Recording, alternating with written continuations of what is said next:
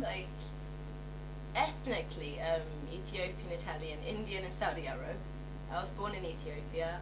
Then we moved to Sweden for a few years. Then we lived in the States for a few years. Then we lived in China for a few years. Then I went to boarding school in Cambridge. My mum moved to Turkey. My dad moved back to Sweden. And then I moved here. And my parents are Swedish, by the way. I'm adopted. Just to throw that in there. Yeah, blonde. Oh, not actually blonde. Blue eyes, white. You know, traditional Swede. Okay, so what would you call home then? London. Because now my mum lives here and I live here. And dad goes ding ding ding between Sweden and London. So, okay.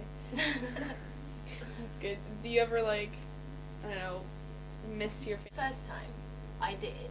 But then when the second, the third, the fourth, you just learn, like, for me, I consider home to be where my stuff is. Because where I go, the stuff follows, to be honest. And I never went back really to the States. I haven't been back to Ethiopia since I was 4.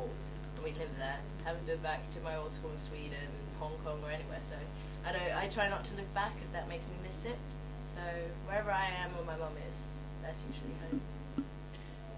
It's going to sound really weird, but if wherever you are is where your mom is, like, would you bottle your mom's smell so you can bring it around with you if you were really far away from her?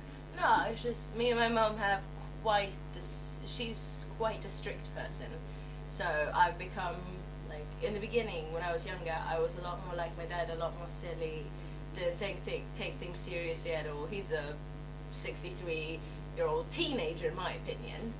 So for me, it's like me and my mum are very similar. So we have the same, very similar taste in clothing, except for her clothing is probably more black than mine, and perfume, makeup, like we're very similar. So I just feel like wherever I am, I have a part of my mum in there, and I always have pictures everywhere.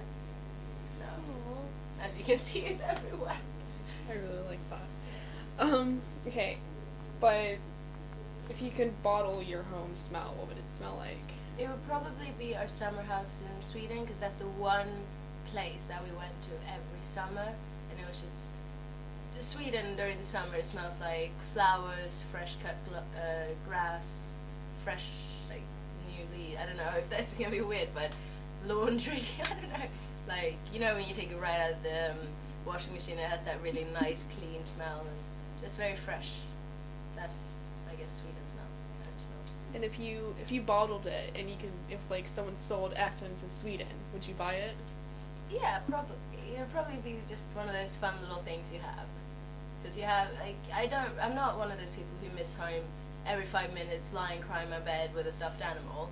I'm more of the person that, I don't feel it very often, but if I feel it, then my dad made DVDs for me of when I was a little kid, when him and I would run around in the garden and I'd think he was a scary stranger. Because I still don't understand. I didn't really understand the whole black and white thing could actually be related.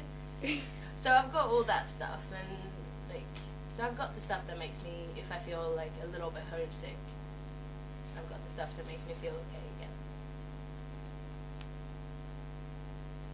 Awesome. Cool ears. We're done.